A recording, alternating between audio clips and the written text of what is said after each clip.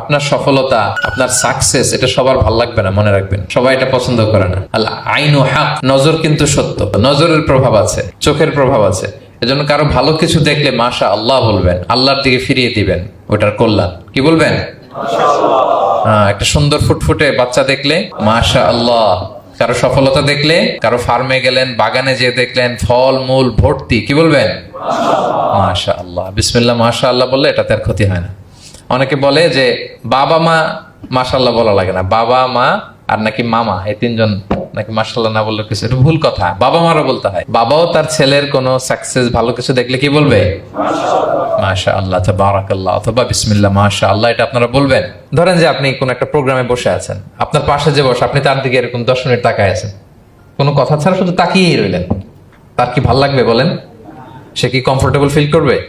সে ভয় পাবে, সে ভয় পাবে, অস্বস্তি ফিল। আপনি কিছুই করেন নাই, না তাকে টাচ করেছেন, না ধরেছেন, ছুঁয়েছেন, কিন্তু শুধু তাকিয়ে আছেন।